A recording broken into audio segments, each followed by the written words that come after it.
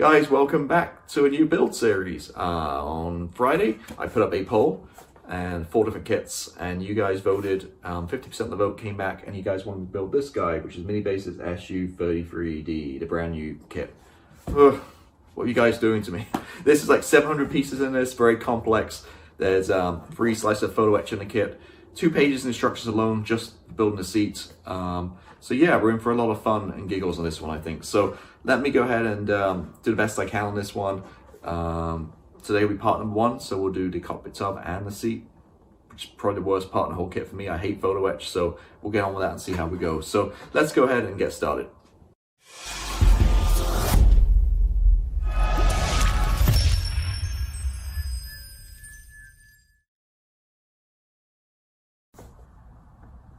Hey guys, welcome back for a new build series. So put this out to a vote last week, a viewer fan vote, and 4 options. So I put out the Minibase SU-33, a couple of SU-35s from Great Wall Hobby, and the Dornier Edward Limited Edition, the new release. Actually quite fancy doing a Dornier 17, but you guys voted, so I think about 80 votes over the weekend, and 50%, so 40 of those people said the SU-33. So I got my work cut out with this one. It's a lot of work. Maybe not quite as lot of work as I initially thought, which we'll talk about in a minute. But so yeah, we're gonna get started on this. So typically, as you know, every Friday I do a video series. We just started at 10 at 14. I'm not going to interrupt that, so I'm just going to release this whenever. So whenever I get parts done, I'm just going to release it throughout periodically over the next couple of months or so, however long this takes me to build it. Yeah, it's. So this guy, which you guys have probably seen already, tons of reviews out. Firstly, you get a pretty nice kind of like insert in here, like a nice kind of squadron print and kind of cartoon on the back. So I'm going for 80 off the bat, just because actually this is gonna be out of the box. The only extras I bought were the mask set for the camo, and I didn't realize they were different. So I ordered number 80. I actually like 68 better, to be honest with you, with the Eagle, but we'll go 80, which is the top one, that guy right there. And we'll do it all folded up too. It seems a shame was detailed to kind of hide it. A few things you can't do. So, I mean, looking for the structures, like you have to have gear down. It's going to be a lot of work to have it gear up. Wings, you can probably have it down. I suppose go folded. And yeah, it's one of those things. I mean, it's a really beautiful aircraft, I think, the flankers. And having it folded up kind of ruins the lines and stuff a little bit, but there's so much detail in this kit, you'd have to, I mean, get your money's worth, you kind of really have to do it folded up, I think. So off the bat, I'll say this is definitely not a beginner's kit. As you see in a minute when we go through the instructions, it's very complex, a lot of parts. The structures aren't very easy to follow. I literally sat down for like an hour and studied them, and then again last night I sat down for another half an hour, looked at them again, just to kind of figure out the game plan here. If you want to build a flanker, any kind of newish to the hobby boss SU-27s, one whole range of great kits, go really well. I think my return to hobby a few years back, the SU-27 was the first aircraft I did, and then my limited skills actually went together really well, and I felt I enjoyed the build. It was fantastic. So if you're looking to build a flanker and you kind of look newer to kind of hobby, the hobby boss one's definitely the way to go, I think. The Great Hobbies have nice kits, but they have problems with their instructions as well, whereas hobby boss is pretty clear. So we're going to tackle this guy. Tons of plastic. I'm sure you guys seen the reviews. I'm not going to go through and do a giant review, but lots of plastic in here. The highlight, I think, these little boxes with the weapons, beautifully kind of laid out, and they're all kind of individually slide molded. I guess it takes some of the work away from modeler. All I need to do is basically paint them and decal them. So you got all these beautiful weapons, so all air-to-air weapons on this one. I think they're bringing out another version with some air-to-ground weapons, or maybe some maritime weapons, I think it is, which I quite fancy. But as always, the plan, always the way with these guys, they always bring out the better releases, like second or third. So tons of small parts, little things, beautiful detail. There's like weighted wheels, the nozzles look really good. There's like 3 threats of photo etch.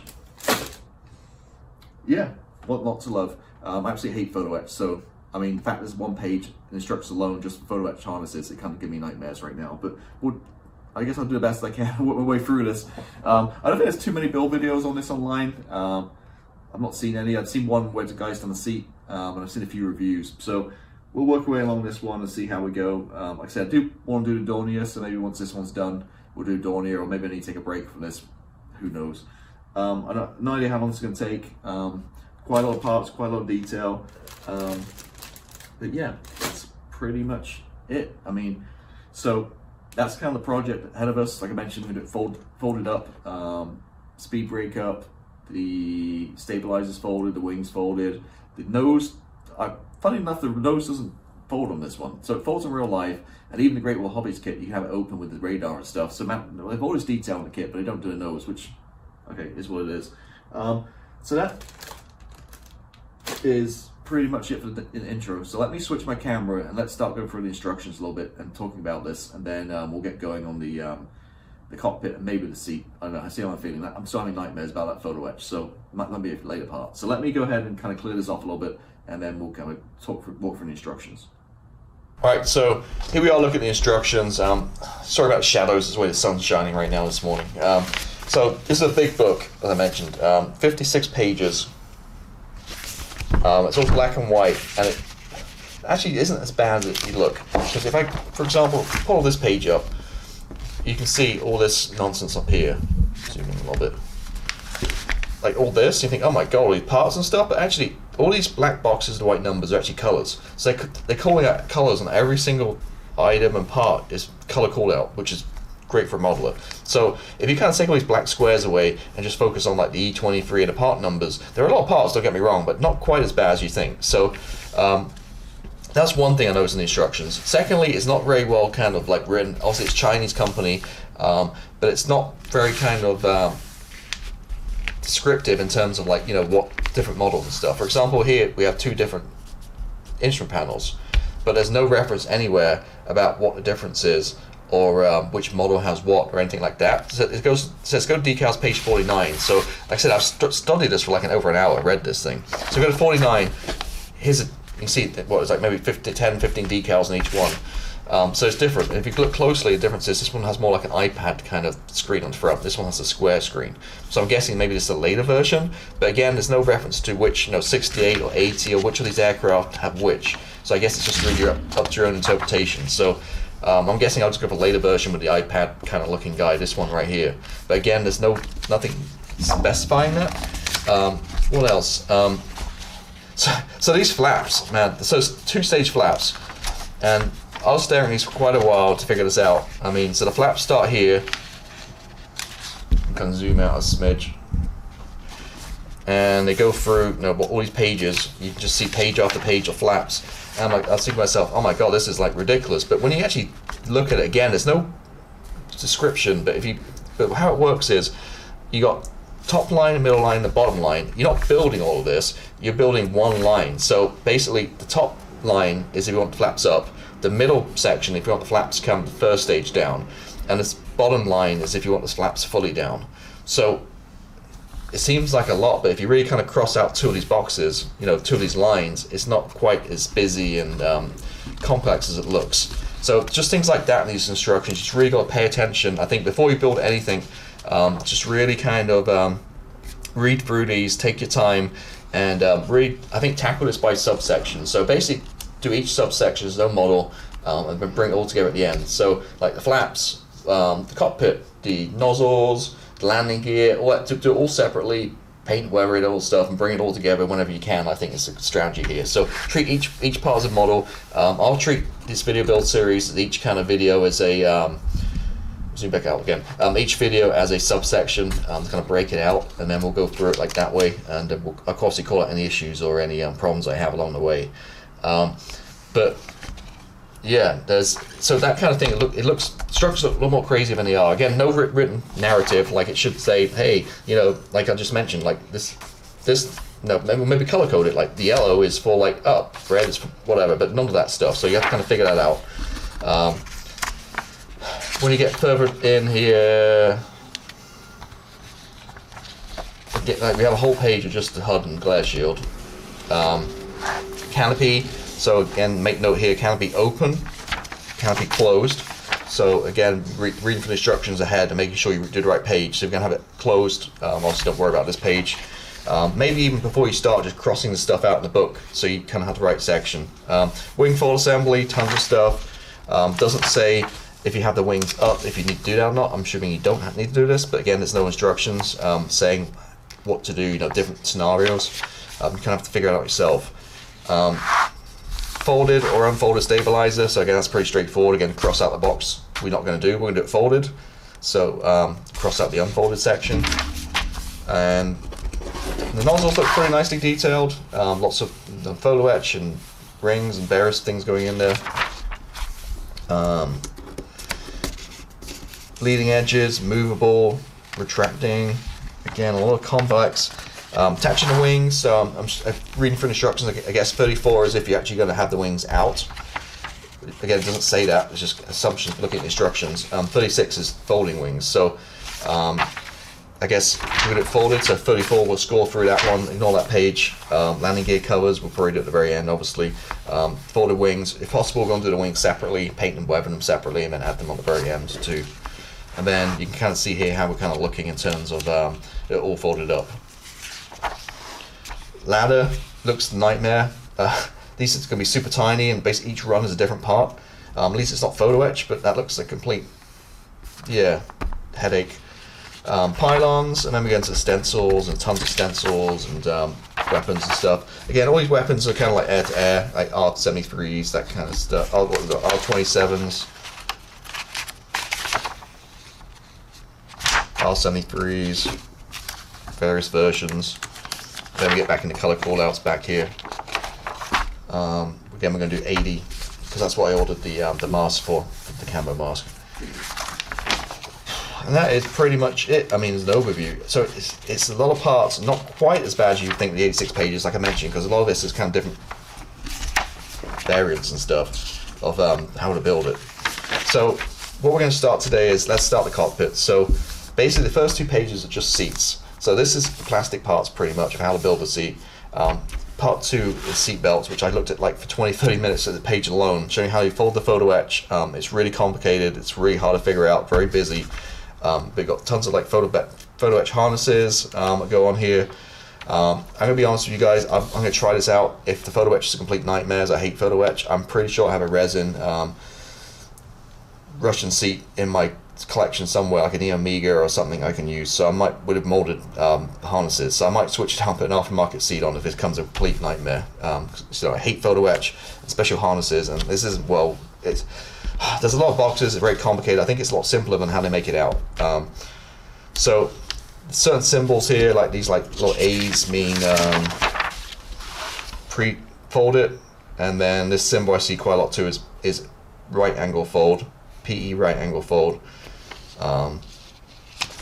Then PE bend is like this, so I guess you've got to round it, round the PE, got like this like little circle, like this symbol right here.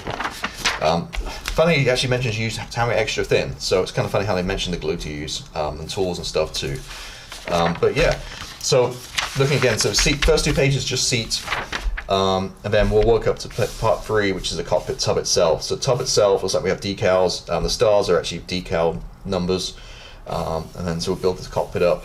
And then another part we'll move on to the gear bays and stuff. There's tons of parts going on there too. So today we'll focus on the seat and the cockpit, and we'll go from there. So let me, enough waffling, let me kind of start getting the plastic out of the box, and let me start cutting some of the pieces off, and then I'll come back and we'll kind of see how that goes together.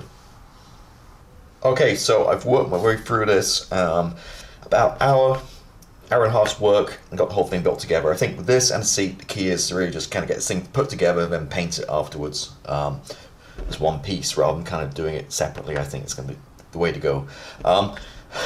Really funny working with this. It seems so tiny. I'm used to working, just did, what did I do? I did Harrier 32nd scale and a 35th scale helicopter. This still suddenly seems very, very tiny. So pretty much straight away the Cockpit Monster got its token piece. This little piece right here, let me get something on point.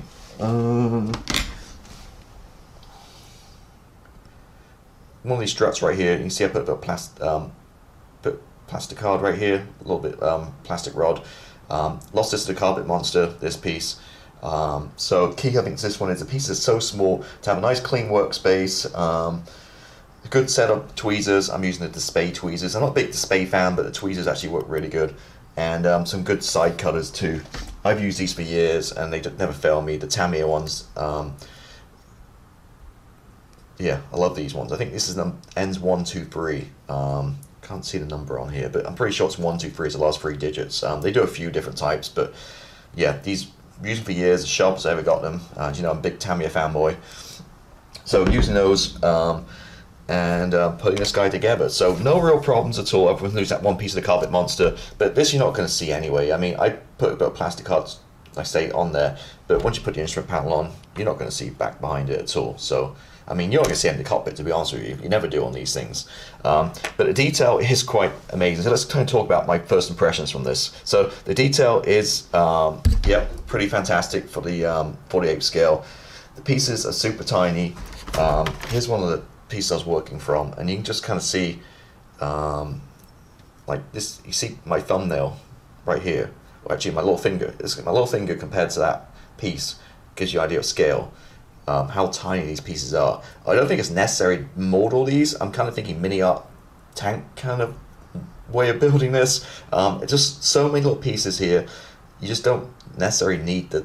I don't know why they did it. They try obviously to get the piece count up or detail, but you could easily mold these things, a couple of these things together. Example I'll give you is this guy, which is the control stick. So any old control stick 48 scale, one piece. You've got 1, 2, 3 pieces and a little tiny bit of photo etch, the size of, I don't know, you can't even see it, microscopic, as a little kind of like lanyard or whatever it is, goes on the front here.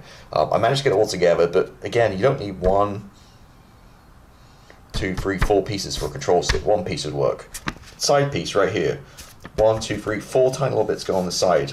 None necessary. I mean, they've improved this molding they've done. You can easily mold those 4 pieces into one. So again, it's just overcomplicating it a little bit here. If you like your construction and stuff, I mean, it's fantastic. But I mean, just this obviously just to start the build here. But definitely made this more parts than they had to. Not sure why, but again, I go back to mini art and the tanks, where those tanks are chock full of plastic and most of the stuff you don't see. So Minibase, mini art, I'm thinking similar kind of genre in terms of the way they're going about like doing their kits and producing them and assembling and stuff. So went together really well. Like I said, no problem at all. It's quite hard plastic. I'm using a coarse sanding stick, which I find working really good. I use the Flory ones. This is a white core. I'm using, there's a really rough side and there's a slightly smoother side. So this smooth side here works perfectly, just clean up parts and stuff, a couple of swipes. Photo etch we talked about. Don't worry, I'll show a copy in a minute. I'm just going to go through a few like housekeeping things first. So here's the photo etch you get, 3 frets. This one's a lot thicker in size, but yep, no problem at all. So you see some tiny pieces on there, all including the kit, which is kind of cool. So I got the kit from eBay. Shipped from China. I think it was just under $100, maybe right at $100 with tax. I don't think it's that bad for a 48 scale kit. Again, you got your photo etch included. You don't need any aftermarket. I wish I had a mask set. You don't get that. But overall, if you don't need, we'll see how we're building this, but we really don't need any aftermarket. But I don't think it's that badly priced. If you consider what the Tamiya F14, it's a pretty basic kit, although a fantastic kit. And that retails for about $80, $85, $90 kind of range. So we're just a little bit higher than that. So far, yeah, I don't think the value's that bad for what you get. So that's the photo etch. We've got decals for the instrument panels. I think it's pretty much all these guys right here, which should be no problem at all. So with Sol and set, they'll kind of sink all over the parts, you know, and kind of bed in over the switches and stuff. But yeah, it's very well detailed. So let me kind of zoom in and kind of show you some of this detail here. So I've got the 2 side walls I'm going to paint separately, and the instrument panel obviously we'll do separately too. So let me kind of zoom in and see how far I can go with that, get the quality on here. So control stick's 4 parts. The roller pedals back here is 5 or 6 parts. We've got side panels. It's all going to be painted the same cockpit color, like kind of the bluey grey color. Back wall here, a little bit of photo etch, a couple of little parts added too. Again, the instructions go crazy in color callouts. You can pretty sure every single thing on here, it tells you what color to paint it. I just think it's going to be easier to paint this thing separate as one piece. So that's all together. These guys, there's a bunch of little parts that go on the side walls. Again, unnecessary. I think you can quite easily mold that into one. But anyway, but yeah, no big problems at all with that first section. Getting that part number 3, getting the cockpit together. What I will say, this kit is, again, go back to it, small parts, reminiscent of semi-second scale really. So if you no problem at all building 70-second scale kits, especially like Great Wall Hobbies where they have a lot of detail, those kind of 70-second scale kits, you won't have a problem at all with this. The parts are very similar to that, but if you have sausage fingers, big eye problems, that kind of thing, you might have some issues because it is tricky. Kind of, for me, I have pretty good eyesight, and even using my tweezers and stuff, getting all these like little, let me zoom out a little bit so I get better focus here. Getting some of these pieces on here, those raised like 4 or 5 parts on there, they're super tiny and very fiddly. So it's, yeah, so a lot of tiny parts. If you don't mind that thing, you should be good to go. But again, if you have problems with your eyesight or working with 70-second scale kits, this might be one to miss just because that detail is kind of 70 seconds, that kind of size. Yeah, so there we go. So that's kind of my initial observations. I'm not going to do the seat in this part. I've decided that, I mean, we did an introduction already, and this is quite a complex kit. So rather than me I kind of want to split up and make a little bit of bite size. So rather than doing like 30, 40, 50 minute videos, I'd rather keep kind of 20 minutes, 15 minutes, that kind of thing. So I will do seats as a different video. So today we'll just do the cockpit tub. So we obviously assembled it. So now we get it spray booth. I'll get it primed up. I'll use my usual, which would be Mr. Surfacer 1500 black. So we'll get that primed up. I don't need to worry about any shading or anything. It's super, and it's pretty small scale, so you're not going to see any of this stuff. So I'll get it primed up, and then I'll come back and I'll paint the whole thing in the this color. I got the MRP Sukhoi Cockpit Blue Gray, which is MRP A002. I've had this forever. When it first came out, this one lacquers, this is one of the acrylics, not lacquers. But this cockpit color, Meg and Sukhoi, are pretty hard to kind of, weird colors to kind of find. So I know nowadays I think you get much better selection and stuff, but yeah, I'll just spray it with this, which should hopefully be a good, decent color for it. So I'll spray all these parts, and then we'll come back and we'll talk about next section. Right, so primed it, as I said, with Mr. Surfacer 1500 black, mixed 50-50 with lacquer thinner. Let that dry for about an hour, then came back with some Game Air Dead White 72701. This little bit here just sprayed on the black just to kind of break it up and create a shadow coat and also lighten it up a little bit. Then I came back, then I painted it with the Sukhoi Cockpit Blue Gray MRP A002, which you mentioned earlier too. The reason I got this is when the acrylics first came out a few years ago. This bottle was like $2, whereas the usual, these guys, like the bigger bottles of lacquer, were about $7.50. So these were a lot cheaper. So I bought this one. I didn't think I needed much, so I bought this one at the time. So it's acrylic paint. To be honest, I'm not sure exactly what the deal, if it's pure acrylic or what it is. I gave it a good shake, and I'm not sure if you can thin it. So I mean, it says hand painting and airbrush. So I think this was really designed for touch-up. So you could spray it with your lacquer, and then you could hand paint like touch-up with these guys. I think that's what it's designed for. So I put it in the airbrush, gave it a good shake. It was really thin, so I didn't thin it. I just sprayed it straight out the gun. So yeah, not sure that's, like I say, I never ever really use these, but yeah. So I used this one, gave this quick spray, looking pretty good. A little blotchy, but I kind of think it looks kind of ties into the weathering.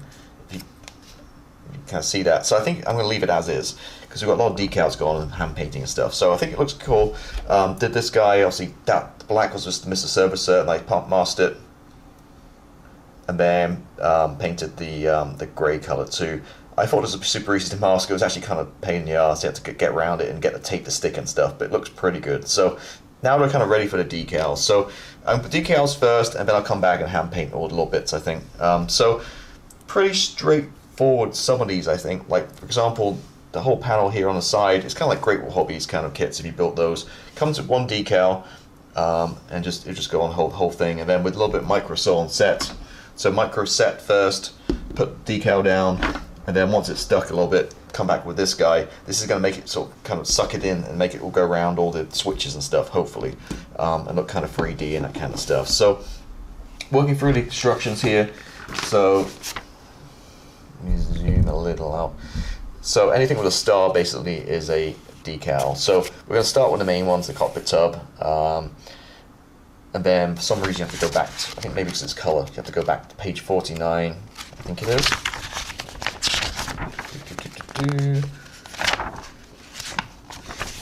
Where we'll get the decals for the instrument panel. So basically I think it's one main one for all this, and then all these little switches and screens up top are different different decals, all tiny ones. So we'll go ahead and decal everything up. I don't think I really show you, it'd be a little bit boring, so let me go ahead and start putting all the decals on, and then I'll come back once I kind of bed it down and kind of show you where we're at. Right, so put the main decals down, no problem at all. Went down beautifully with micro sol and micro set.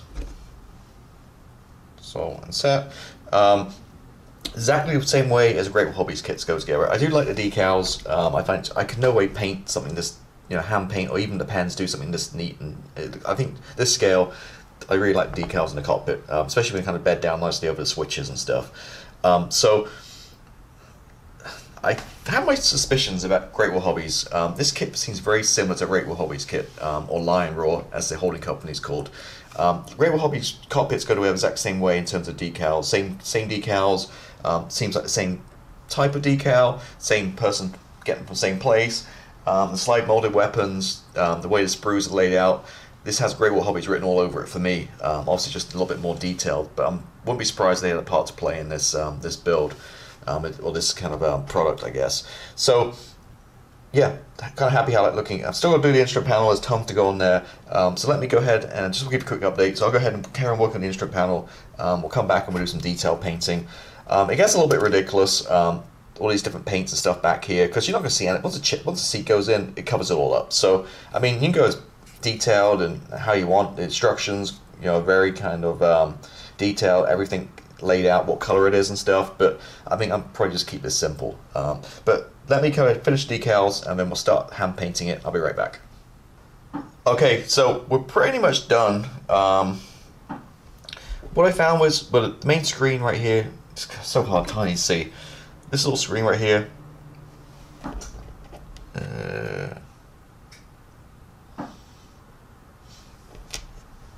I use my usual clear green.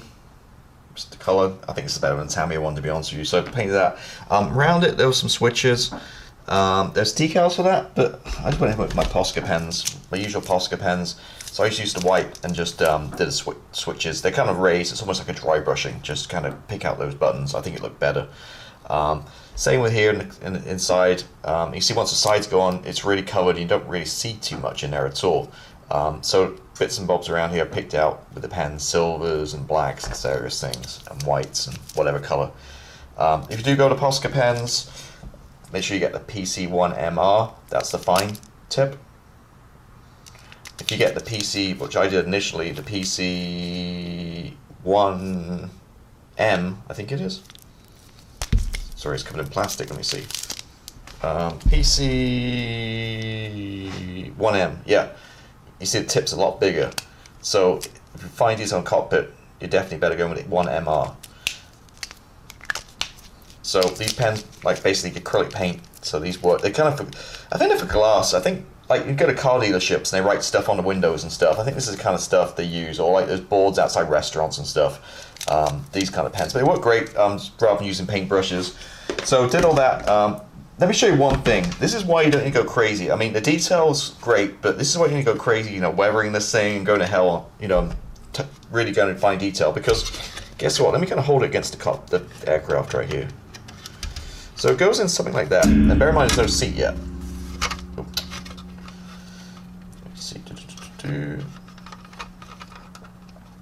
Okay, so it goes in something like that. And bear, there's no seat. Oh, there's no seat. But if I zoom right out, you're not going to see any of that, are you? When the seat's in, and you got the canopy on and stuff, this is why I think when it comes to cockpits and stuff, really be selective when you get your aftermarket stuff in particular. Because some certain aircraft, you just don't see any of it. And to me, it's like a little waste of money. Some, like a Harrier, you got a bubble canopy, and you do see it, that kind of stuff. But something like this, you don't really see a lot of it. Again, there's no seat in it. Once the seat's on, the canopy frame and stuff, you can see barely zero of it. Once it's down the bench, once it's finished on the shelf or whatever, you're going to look more like what's going on top of here, on the wings, the tails, that kind of stuff. But in there, you're not really going to see it. So I'm not going to bother weathering it or doing too much with this, because once the seat goes in, it's going to really kind of fill it up. So I just want to kind of show you that again. It just kind of shows you, right? Tons of detail and parts going in there, like all these stupid parts for the rudder pedals. As always, you're never going to see it, because once the instrument panel goes in, But I guess it's nice to kind of go through it. So it just shows you some of this stuff isn't really necessary, really needed. If it, if there's something like maybe along the spine here or something, when you can see it, but yeah, sure, detail it and get all the parts in and wiring and stuff. But when it's tucked in there, you're not going to see it. So there you go. Right, so what's left to do is, obviously this is extremely zoomed in, this is tiny. I'm just going to create, on these instrument dials, I'm just going to create a little bit of a glass kind of look. So, done this before, I'm basically bringing in my Mod Podge, what's it? Super Gloss Brilliant Extreme. So it dries like glass. It's really kind of an interesting kind of color and consistency, but it does dry crystal clear. So this is going to be tricky for me on camera, but I'm basically, what I'm going to do is, I'm going to take my toothpick, dip it in, and then wherever the main dials are, I'm just going to drop it in on top of that. Excuse the noise in the background, sounds like my ice maker's going. So I'm just going to literally just, again, sorry it's kind of hard to see, just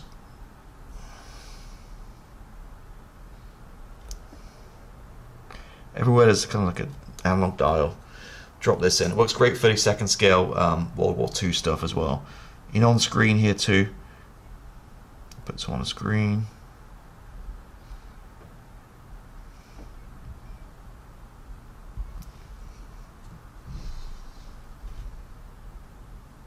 Oh, too much there.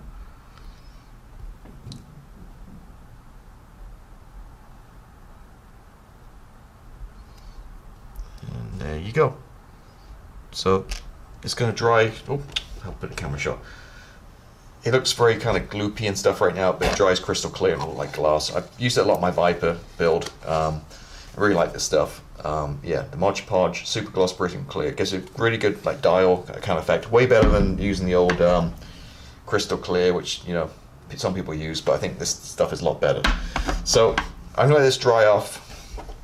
Take a little bit outside there. I'm gonna let this all dry, put it together, and then we're pretty much done with this cockpit. Yeah, again, you're not going to see too much of it once it's all put together, but the decals certainly make it a lot better. But yeah, all this nonsense back here with foot pedals and stuff with parts, you don't see a thing of it. So, all right, enough waffling. Let me get this dry and put it back together. We're done. Well, with a cockpit, that is. So, today's work, we end up with this result. So, I looked at the instructions, and 33 parts and 16 decals on this one little bit right here, which you're not going to see because there's no seat in there. Once the seat's in, it's obviously going to fill the whole thing up.